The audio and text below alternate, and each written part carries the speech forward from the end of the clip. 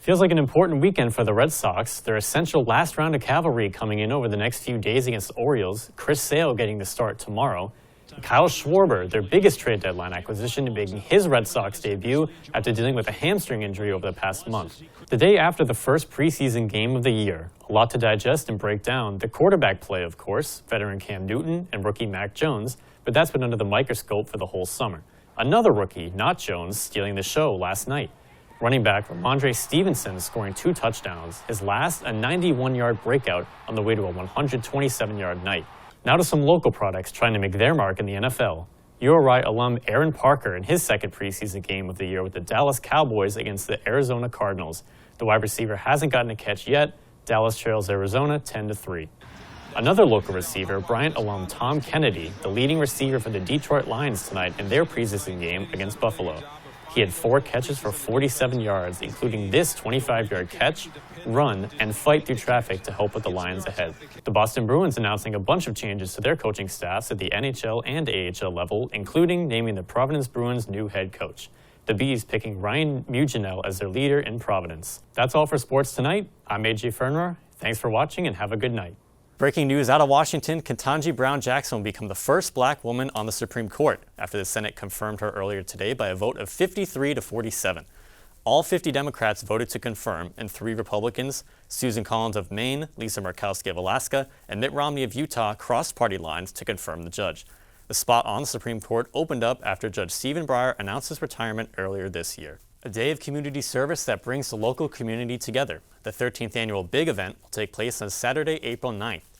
The event features close to 1,000 members of Quinnipiac students, family, faculty, staff, and alumni who will spread out the neighboring towns and plant flowers, volunteer at camps, and give back to the community as a whole. You can participate from 9:30 a.m. to 12:30 p.m. on Saturday. And although many Quinnipiac students were anticipating and hoping for a concert for the first Wake the Giant event in over a year, they got a comedian? That's right, Sal Vulcano, one of the members of the hit show Impractical Jokers, is coming to Hamden this Sunday, April 10th. There will be a show at the People's United Center, and tickets are almost sold out. $10 for floor seats and $5 for arena seating. Check our Quinnipiac emails for more details. Yeah, guys, the wind is killer right now. As you can see, the American flag is in full effect, but with that comes 18-mile-per-hour winds north to south, up from 11 miles per hour just this morning, where there was a high of 60 degrees, but now it's teetering between 55 and 57. But it does not feel like that. It feels like lower 40s, maybe even dipping into the 30s. I'm wearing a sweater and khakis, and I'm still shivering out here. So if you're hoping for that spring into summer kind of mix of hot weather, you're going to have to wait a little longer, but we'll get a glimpse of it this weekend as we take a look at the 7-day forecast. Tomorrow, Friday, 64, sunny, no clouds. It's going to be one of the best days of the year. Only a low of 46, up from today's low of 32, which is freezing. And the highs are only going to get higher, and so are the lows. We're going to start seeing the lows get a little bit higher as we get to the end of April. And Saturday and Sunday, 61 apiece. It's still going to be sunny. Might as well go play some golf, hit the links, play some basketball.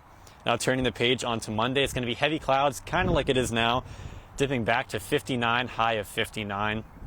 Tuesday, when it rains, it pours. Tuesdays, for whatever reason, do not like the hot sun. This past Tuesday, it sprinkled a little bit, and this coming Tuesday, it's going to rain again. And the worst part, it's going to be hot, 61 degrees and rainy. It's going to be humid. It's going to be sweaty. You're going to run through 2 or 3 t-shirts or whatever you're doing. So I highly suggest maybe on Sunday, a little cloudy day, do some laundry, get some in the reserves. Then rounding out the 7-day forecast, Wednesday, dipping all the way down to 53 for the high, and the lows dipping all the way into the 30s. Definitely going to be the coldest day, heavy clouds, probably a day like this where it's a lot of wind. And it's still pretty windy out here, but now we're going to send it back into the studio where there's no wind to Will Dean. Mackenzie Deweese reaches 1,000 career points as the Quinnipiac Bobcats avoid a second consecutive first-round exit in the MAC tournament, taking down St. Peter's 63-42. Although Deweese did reach that milestone, it might have taken her a little longer than she thought. She picked up 2 early fouls in the first half and basically had to sit out the entire first 20 minutes. Although she sat here calm, cool, and collected in the press conference, she could not wait on the sideline to get back into the game. Manhattan and Canisius will square off tomorrow at noon, and the winner of that matchup has a date with the Bobcats for the MAC semifinal round Friday at 1:30. Reporting at the MAC tournament in Atlantic City, AJ Firnrohr, Q30 Sports. And although tonight's preseason game didn't provide many answers regarding the quarterback competition, it was another spot in the depth chart that drew all the attention, with rookie running back Ramondre Stevenson tallying over 120 rushing yards and a pair of touchdowns. Stevenson will look to climb the depth chart when the Patriots meet the Eagles in Philly for joint practices on Monday and Tuesday and preseason game number 2 next Thursday night. Reporting at Gillette Stadium in Foxborough, AJ Firnrohr, ABC6 Sports. Today's practice marked the final day without pads, so tomorrow we'll see how full contact impacts both the rookie class and the quarterback competition. Reporting at Gillette Stadium, I'm AJ Firnrohr, ABC6 Sports. Heavy rain and Cam Newton's early return weren't the only headlines as Patriots minicamp kicked off on Monday morning. Reports before practice confirmed that All-Pro cornerback Stephon Gilmore will not be attending the mandatory minicamp due to contract disputes. Gilmore is already drawing recruitment from players around the league, and all of Pats Nation will be keeping an eye on their star player heading into the summer. Reporting at Gillette Stadium in Foxborough, AJ Firnrohr, ABC6 Sports.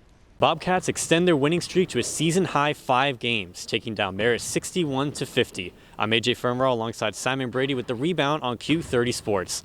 Now, Simon, this is the second consecutive game the Bobcats have been down at halftime, and it's the second consecutive game they've come back and won. How have they been able to do this? Absolutely. Like we said, 5-game winning streak for the Bobcats. All 5 games, Amani Free has been in double digits in points. She's had some big shoes to fill with C.T. Haywood out. How big has she been down the stretch? The Bobcats will take this winning streak on the road when they play Monmouth on Saturday. For Simon Brady, I'm AJ Firnrohr. This has been the rebound on Q30 Sports. Another game, another blown lead for Baker Dunleavy as he watched his 21-point halftime lead dwindle down to just 1 point late in the second half. But thanks to some clutch Mapalon corner threes, the Bobcats took this one 94-87. The Bobcats end their 4-game home stretch with 3 wins and will now travel to play Siena on Sunday. Reporting in the People's United Center, I'm AJ Firnrohr, Q30 Sports. A nail-biter to the very end saw Quinnipiac take down Yale 61-59 to give them their 4th win of the year and move above 500. It was tough for the Bobcats to guard 6'5" Yale forward Camilla Emsbo, who averaged a double-double, 14 points, 11 rebounds on the year. But they held it to just 11 points on 4 of 12 shooting. The Bobcats said they had a really good game plan for her going in. And Coach Fabry was happy with their team's win, and they'll stay here in the People's United Center as they welcome in Northeastern on Tuesday. AJ Firnrohr, Q30 Sports.